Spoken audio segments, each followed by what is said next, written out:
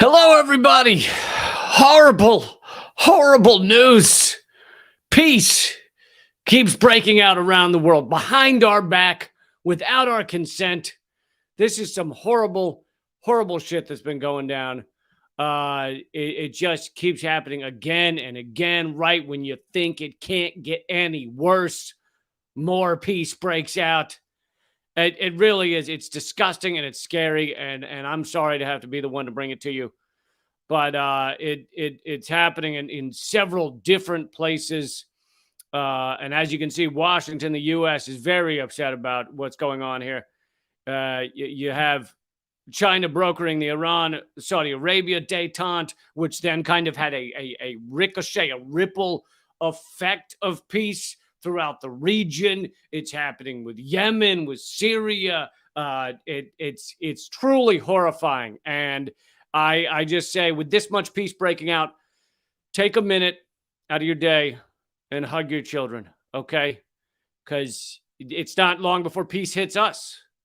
So just appreciate your families. Get all your non-perishables together in the bunker and get ready for peace to land directly on us, because it really is just horrifying. And as you can see, as it says in this article from Washington Post, good old Washington Post, they never get wrong. They never get wrong. They never once got it wrong. China brokers Iran, Saudi Arabia détente, raising eyebrows in Washington. Very upsetting for Washington. And that's just one example. It's a very scary time, folks. So this is after peace started happening with places like Yemen, which we've helped and funded and armed the genocide in Yemen for so many years. The White House has now said they're in full support. We're in full support.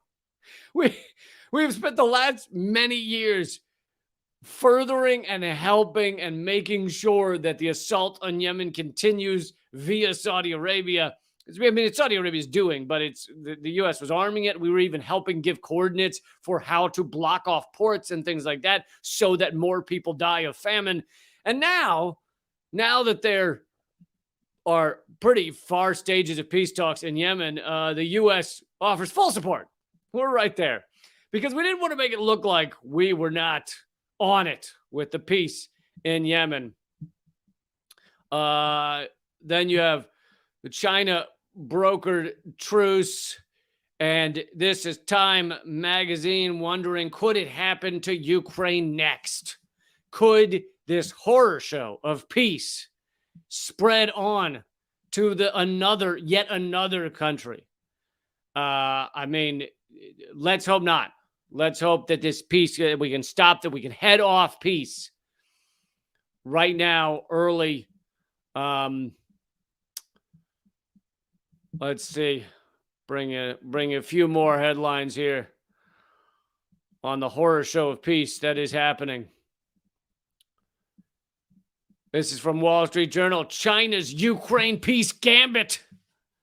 Those motherfuckers with their gambits. They're always gambiting around.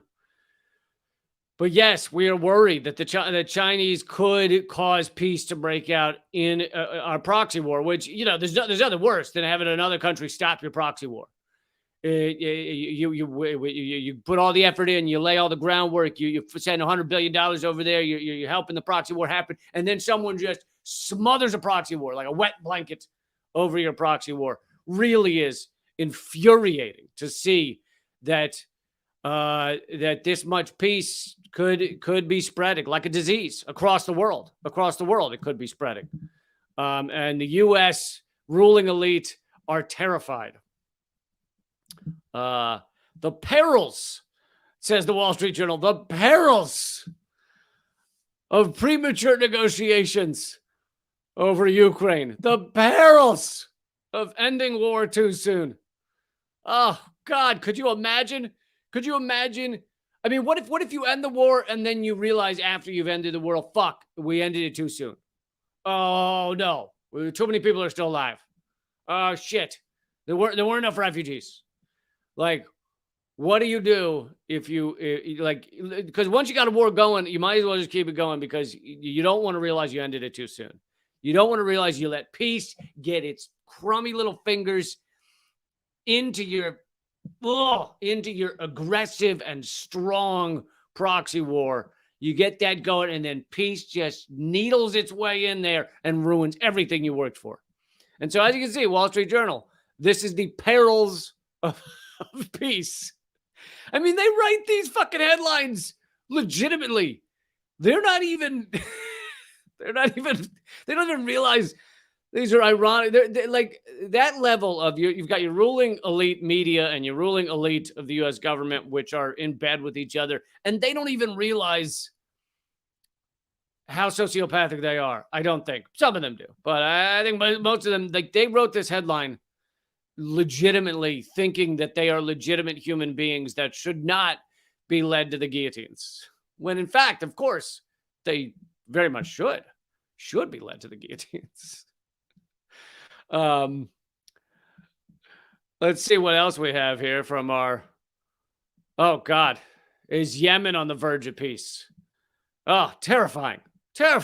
Could Yemen be on the verge of peace? And the other thing, as I said, is the U.S. acts like this is a surprise. We don't know how it happened, why it happened, as if the U.S. had been trying to create peace and we just couldn't figure it out. But somehow China cracked the code. CIA complains that the U.S. was blindsided by the Saudi outreach to Syria and Iran, with China as the intermediary. Blindsided. Those fucking Saudis blindsided us with peace. Hello, everybody. Thanks for being here, by the way. Thank you for all the comments. I see your comments coming in. Please, everybody, throw some comments up there. Even if you got nothing to say, just a good old blah, blah, blah will help fight the algorithms that do not like that I'm talking about peace right now. They will not. The algorithms hate when a douchebag like me says that peace is happening around the world against America's wishes, against our carefully laid plans. Thank you for the blah, blah, blahs, folks. I really appreciate that. But, I mean, this also shows how sociopathic the U.S. military-industrial complex is. That peace is this scary, is this frightening, can cause this much trouble. Like, that's what this is showing. And the U.S. is horrified. And literally some of the headlines say that talk about how hard the U.S. is trying to stop these fucking peace deals that keep happening. U.S. seeks to head off any Chinese call for ceasefire in Ukraine. And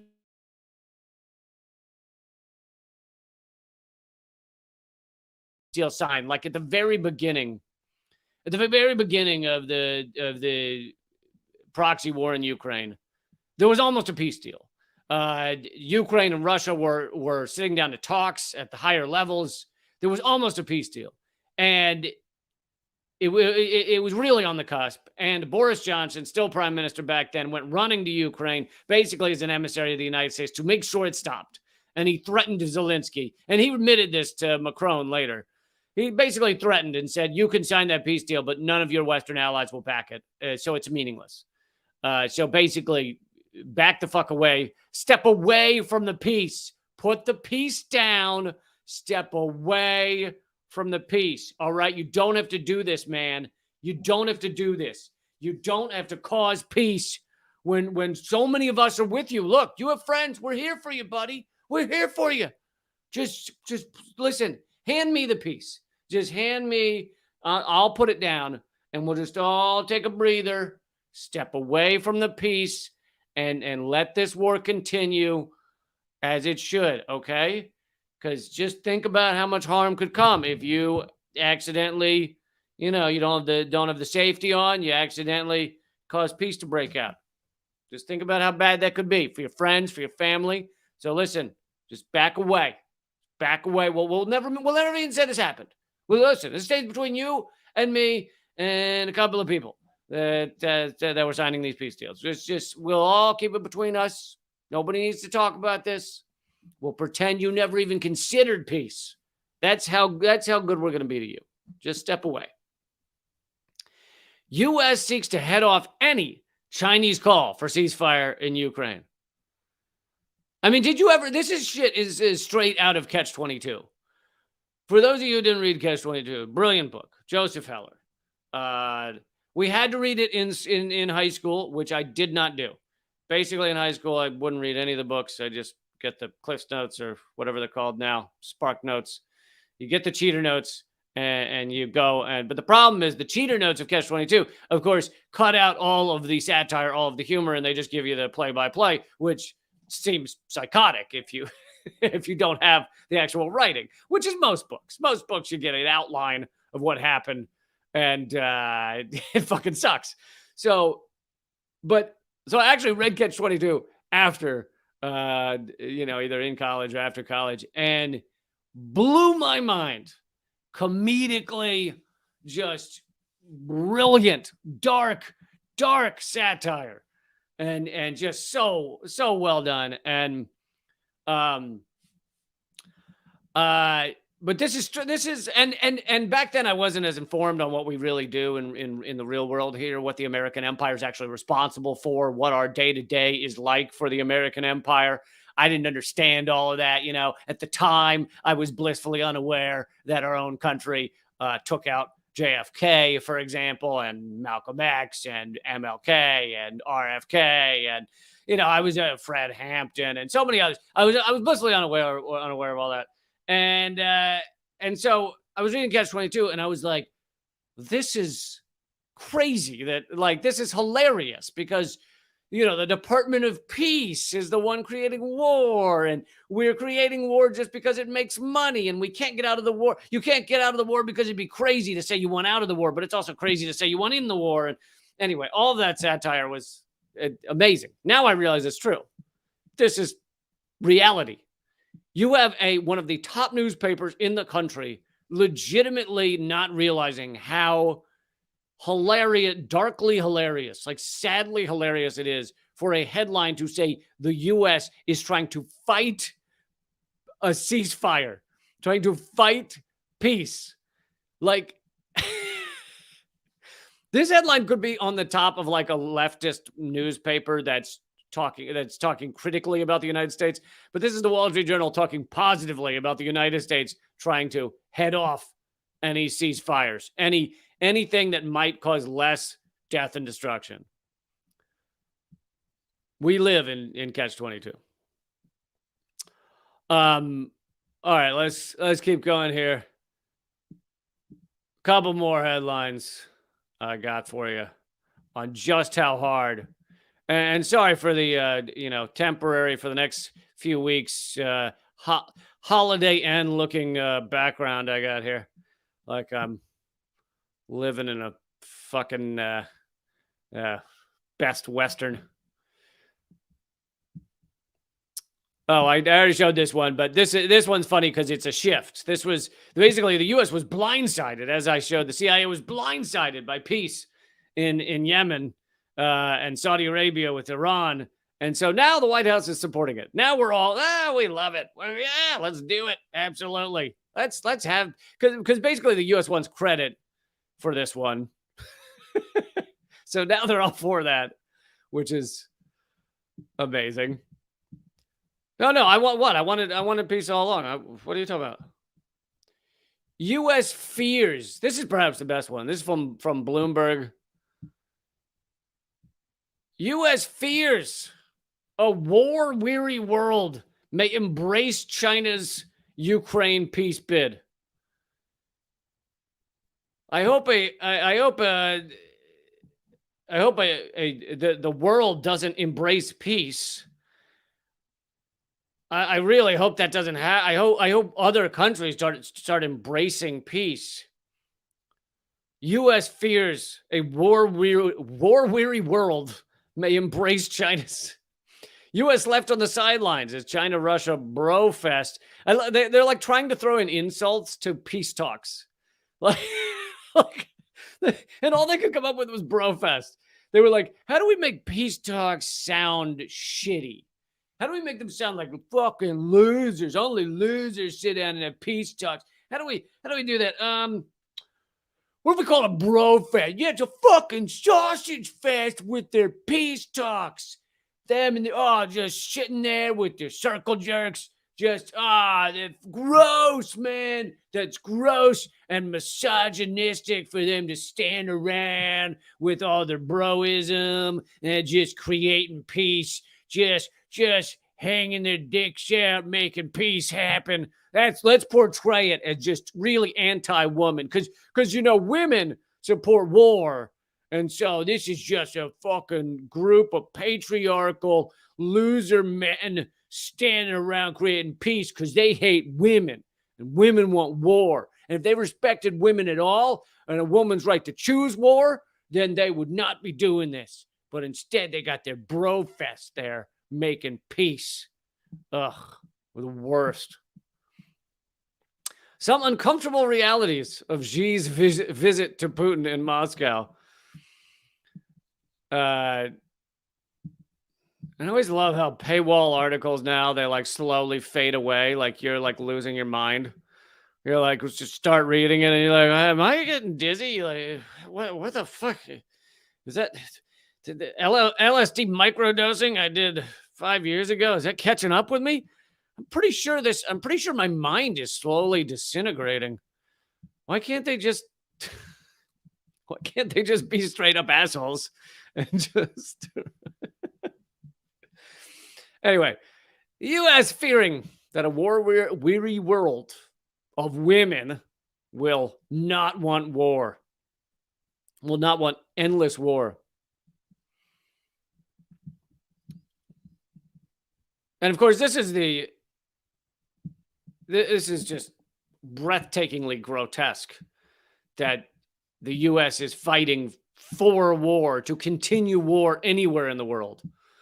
But of course, that's what we do. That's what we've been doing for, some estimates, depending on how you count it. It depends on how you count whether, whether when we're technically at war with a country, but we're, back in the early 1900s, but, we don't sign a peace deal, but there's no fighting, that kind of thing. Depending on how you count it, some estimates say we've been at war, 95, 97% of America's history. But definitely, I'd say since World War I, I think it's been essentially nonstop. I think you could count the number of days on one hand that the U.S. has not been at war. But here, this is New York Post. U.S. fears China brokered, quote unquote, scare quotes, peace.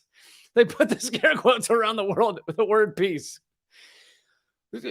China might show up with their peace, and I got shadows going too, so it's even more dire.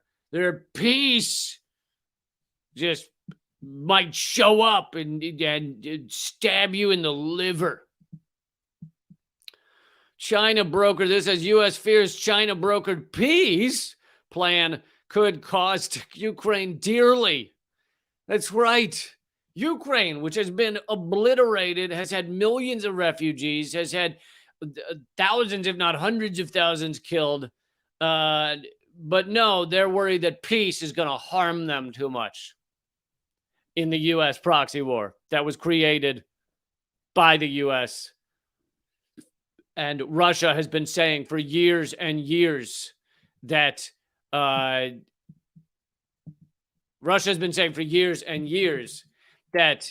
this would cause war, that this would put them on the brink of nuclear war if we kept pushing NATO closer and closer, if we put NATO weapons into Ukraine. They've been saying it for years. And of course, we marched straight in there because we wanted this proxy war. We hoped that it would crush Russia. It has not. We hoped that it would destroy their economy. It has not. And instead, it's a large reason that Americans are fucking selling their blood to try and afford groceries. It's a large reason that Europeans haven't had heat this winter. That's what we've done. And we've blown up oil pipelines. which, I'm anti-oil, but not not in that way, not when it puts us on the brink of nuclear war. Anyway, here's a headline. U.S. fears the China brokered peace plan would cost Ukraine dearly. And I know I showed this video yesterday on the members only members only live stream, so I apologize for showing it again if you've already seen it. However, I think it's an important thing to show right now. This is Joe Biden. Since I said we've been doing this for years, I wanted to show the proof. This is Joe Biden back in 97.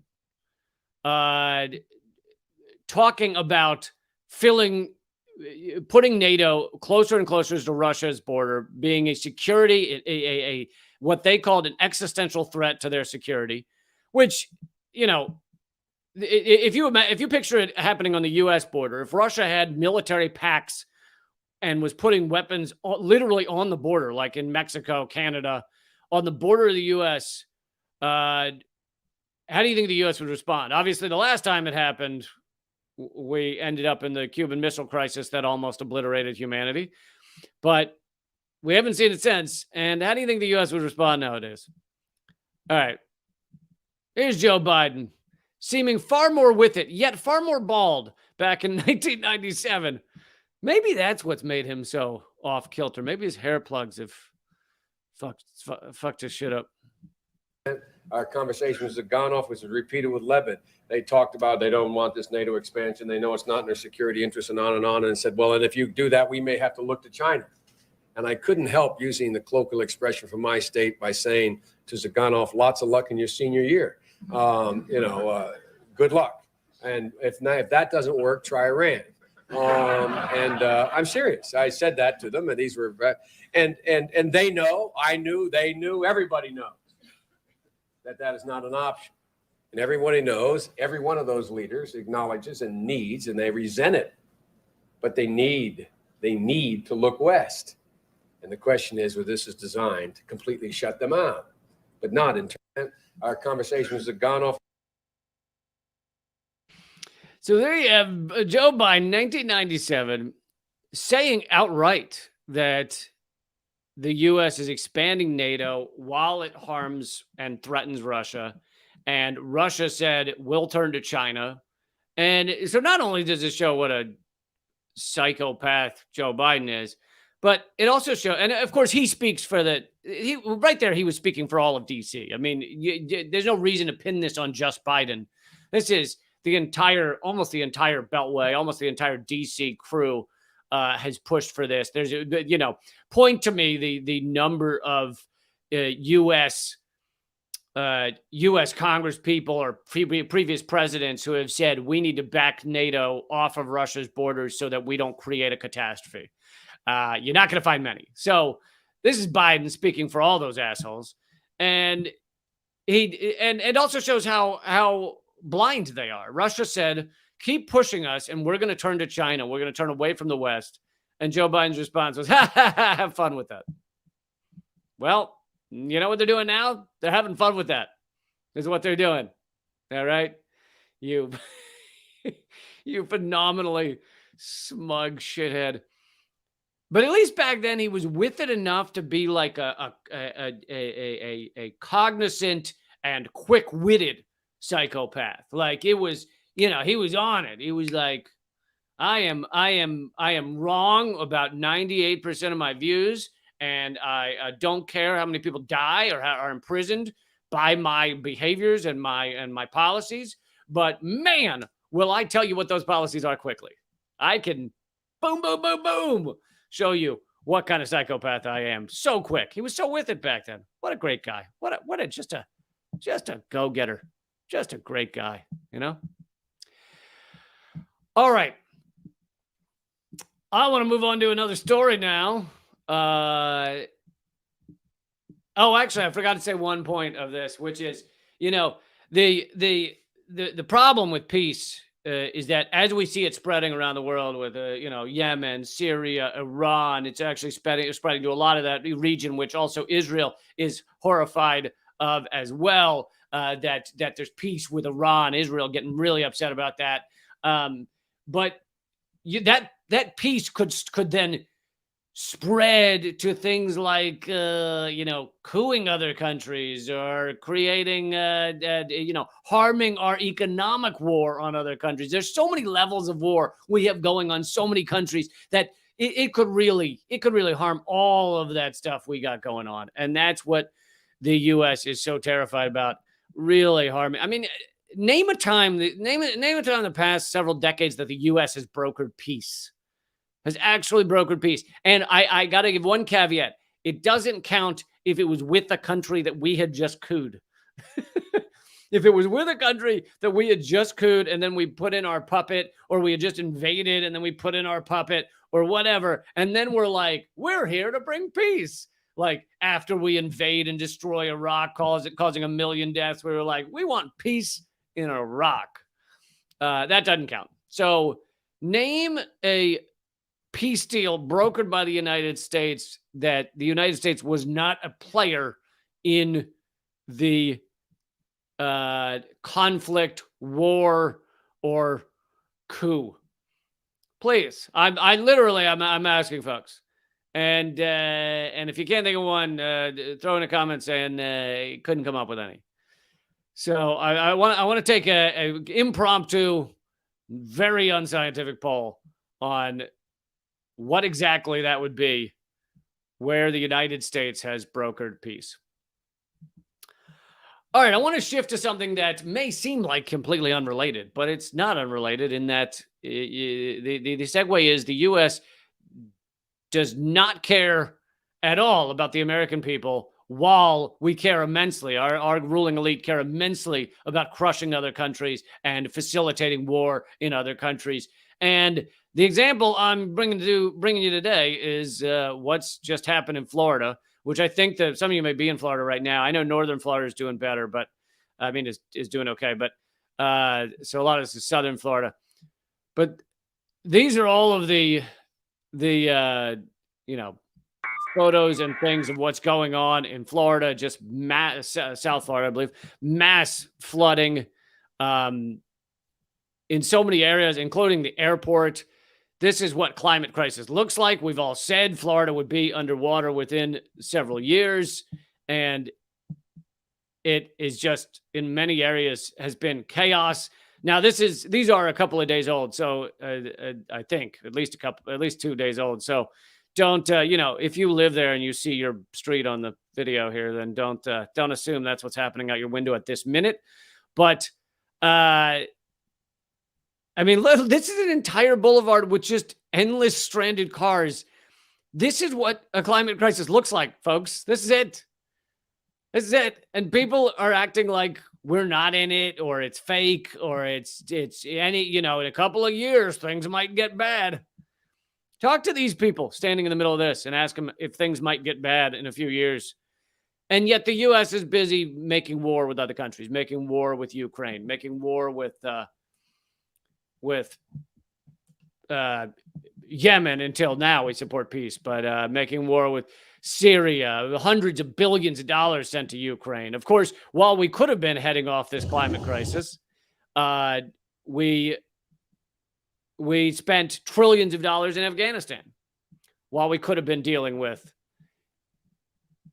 this mass flooding that is now happening. We could have been prepping for this. We could have been prepping cities for this. Nothing. We've done nothing. Zero has been done to prep or deal with this. And in fact, the perpetrators, the biggest perpetrators, like 70% of all global warming emissions come from 100 companies. And those companies are still doing exactly what they were doing 5 years ago, 10 years ago. They're just massive expenditures on fossil fuels. Okay, this just looks like when I leave the washer running. I mean the washing machine, but we've not slowed down at any of this. And in fact, we seem to be speeding up in many ways. But Florida, you're going to see and I talked about this a couple of live streams ago. You're going to see millions of climate refugees within the United States. We don't like to use the term refugee in the United States, right? Anybody who leaves the United States is not a refugee, even if they leave because they couldn't handle the racism, couldn't handle the gun violence, couldn't handle they couldn't handle is a bad term, didn't like, were furious with, were unhappy with, felt unsafe because of the police brutality, the police killings. Any of those reasons you leave the United States, it's not called being a refugee, even though you are leaving for your own safety. It's called immigrating to another place.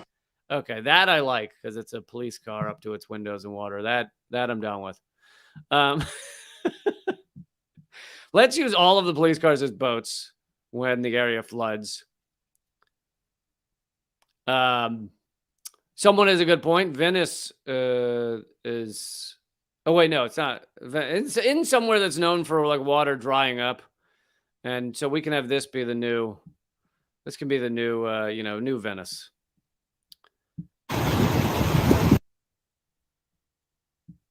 But this is going to be happening more and more in Florida.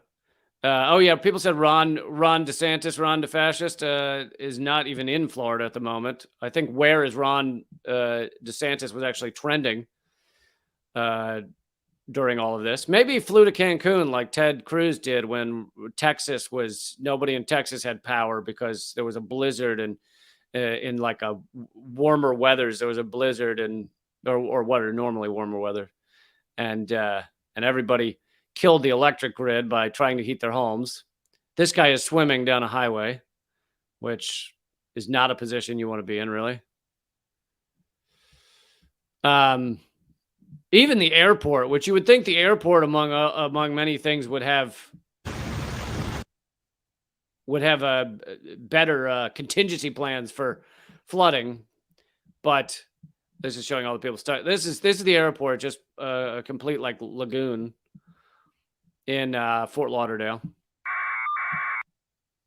This is the airport from the sky, which is like a swamp. By the way, if you're listening on the podcast, and I realize this is not as much fun as a lot of the other stuff I do. I don't normally show this many photos, but oh yeah, this is more footage of the airport with trucks up to their windows in water, planes, moving very slow. They canceled all the flights, but we could have been prepping for all this, and we should continue prepping for it and actually dealing with the climate crisis. But instead, we're sending $100 billion to Ukraine, sending $100 billion while we could be moving people that can't afford to move. Most people in America can't afford to move. Was it 64% of Americans said they've had trouble over the past year affording basic necessities? So I don't think any of them are going to be spending $1,000 on moving locations, moving houses, moving cities. $1,000 would be the minimum I'm sure it would cost to try and secure a new place, and all the moving involved and moving family members and all that stuff. But yeah, rather than dealing with any of that, we're sending hundreds of billion dollars, actually trillions of dollars if you count the what was it? They say the Afghanistan war cost $2 trillion over 20 years, which I think is a woeful understatement when you include that does not include just general expenditure on the military. That only includes like money spent on the military that went directly to Afghanistan. But of course, we spend trillions on the military that facilitates what's going on or what went on in Afghanistan. And that also doesn't include the $21 trillion of unaccounted for adjustments over 15 years in the Pentagon. 21 trillion there, even if only a fraction of that is actually missing money, disappearing money, that's still trillions of dollars. All dumped away on war and enriching contractors, enriching war profiteers, enriching the richest and most deadly people in this country, all dumped away on that while we could have been prepping for this climate crisis, and we could be doing it now. Obviously, we should be doing it now. Want to see if I can find this headline for you.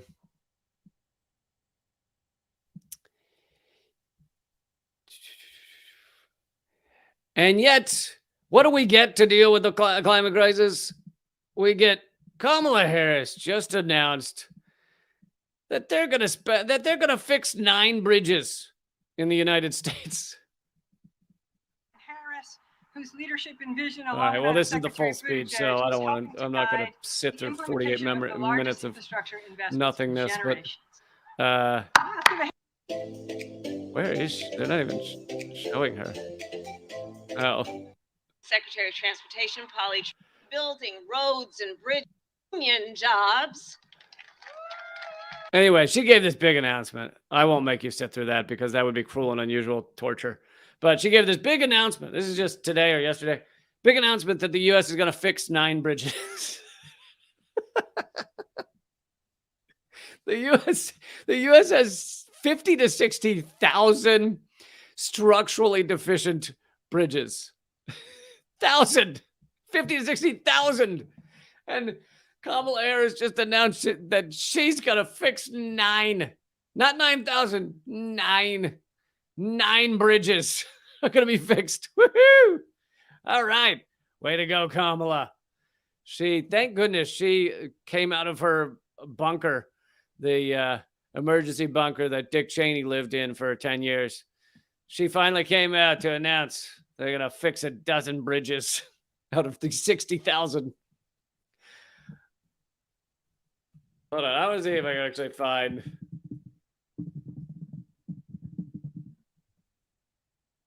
Here it is. I want to actually show you the headline. I know you guys are. Oh, for the fuck.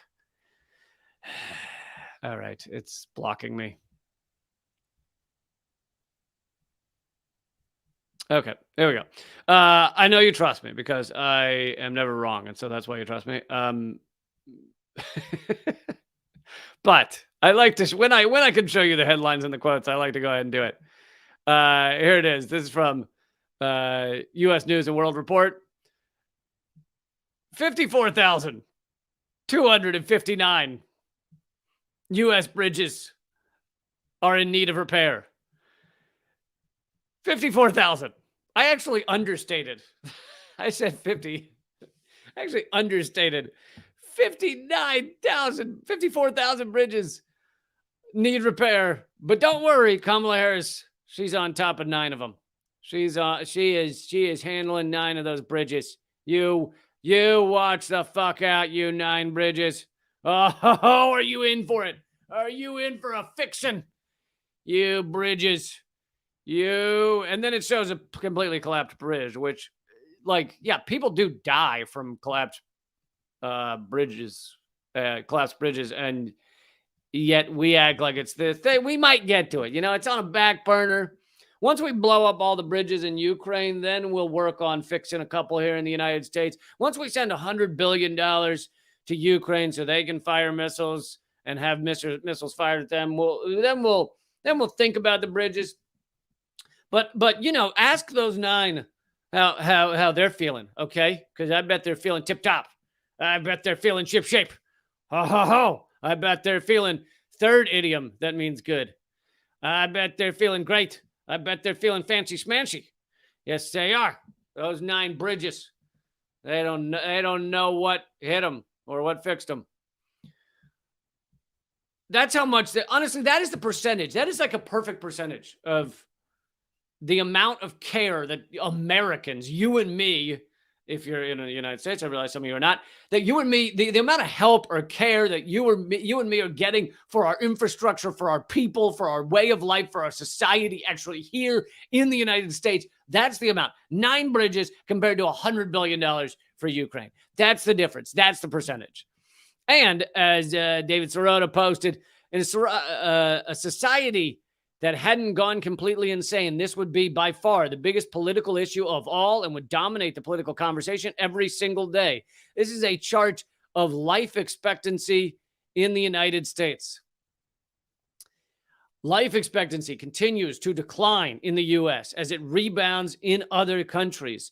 So, big surprise that life expectancy is going up in most countries. You have most countries getting more food, better, healthier food. You have them getting better medicine. You have technology that's helping people live longer.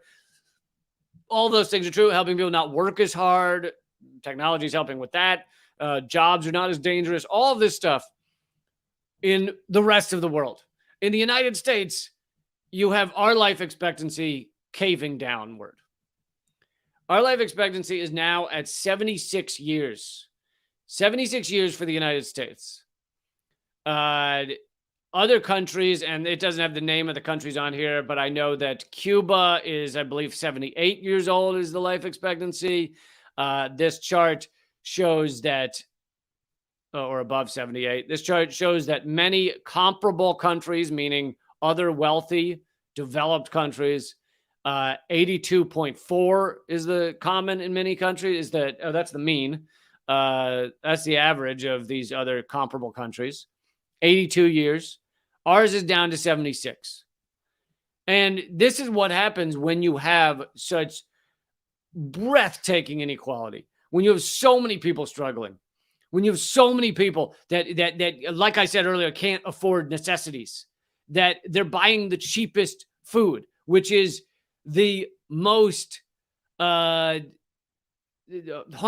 to your body, right? Is going to be the cheapest food, generally speaking. You get an organic thing of kale. It's like, I'm pretty sure the last, I bought one the other day. It was, I think it was $3,300 for an organic head of kale. Is it called a head? A bushel? A congress of kale? A conglomerate of kale? I don't know what it's called. But it's legit. It's like twice the cost of KFC's family bucket. it's like you can get one head of kale, or you can get 17 pieces of fried chicken that'll blow your heart up. That'll shoot your heart right out your anus. That costs the same as one basket of Congress of gaggle of kale. So that's part of it. But again, it comes down to inequality, and not fixing the systems. So you have people that are drinking unclean water on a regular basis. You have people breathing in smog and pollution every day of their lives. You have people just refusing to go to the hospital when they know they're sick because they don't know what kind of bills they're going to walk away with. People know they're sick. They fucking aren't showing up to the hospital. It'd be like showing up to a goddamn loan shark. Who goes to a loan shark? Because they feel pain in their gallbladder. They got a pain, and I don't know, internal pain. I'm gonna go see that mafia enforcer and see if he can help me out. No, you don't. You don't. So Americans are not going to the hospital. Even when they go to the hospital, they don't get the top level of care, right? Because they are maybe told what the cost is. Maybe they don't have insurance, and the hospital says, we would do procedure A, B, and C, but we're not because you don't have insurance. You have insurance companies, which are the real death panels. Funny that the right wing claimed that under Obamacare and stuff you'd have death panels. Yeah, you do, but it's the same health insurance companies that existed before Obamacare. That they're the death panels. The people on the phone that say you can't have, whatever it is you need to get well. All of these are reasons that the United States life expectancy is falling off a cliff. We're down to 76 years. Every other country is going up. They all had dips during COVID. So you can see on this chart that all of these comparable countries dipped, but now they're all going back up, almost all of them. And the U.S. is not so far. And, it's for all those reasons. Because they don't care about us. This ruling elite doesn't give a fuck about you.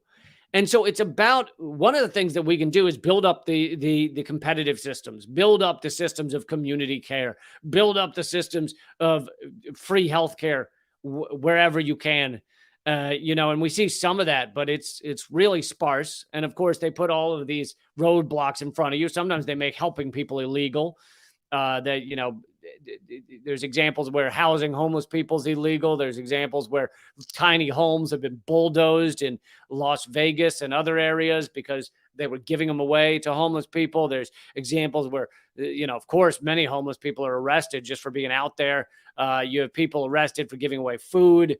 So helping in a capitalist society that is as aggressively capitalist as the United States, helping and caring about others, there's a million roadblocks in the way. But you got to fight. You got to fight to care for others and to have a better system than this, because this is brutal and disgusting. All right, folks, I have more stories for you, but I'm going to head over to just rumble.com/Lee Camp. That's rumble.com/Lee Camp. And if you're at leecamp.net, my locals page, that should also keep running. So there's really two platforms that'll keep running: rumble.com/Lee Camp and leecamp.net, which is my locals page. I'd love for you guys to come over there. But if you are not going to make it because you just found out that your dog caught on fire and you got to go deal with that, or that your baby just got into your weed, whatever it is, if you got to go deal with that, then I hope you'll still become a member at leecamp.net. I do these live streams Monday, Wednesday, and Saturday at 3 p.m. Eastern. If you're a member, you also get Friday at 3 p.m. Eastern. But this is the only way I support my work, and I'd love for you to become a member. And also, you'll get my new book when it comes out. There are some production problems, but it should be out in, I still hope within a month. But it's called Dangerous Ideas, and you'll get it for free if you become a member. You get the ebook, because it is only an ebook. So when I say you'll get it for free, you'll get the ebook. So I don't want you upset if you don't have the IRL book. All right. I will see you. You can watch for free at rumble.com/Lee Camp. See you over there. Let's see. We'll continue. And I have something crazy to tell you right now. This is really, really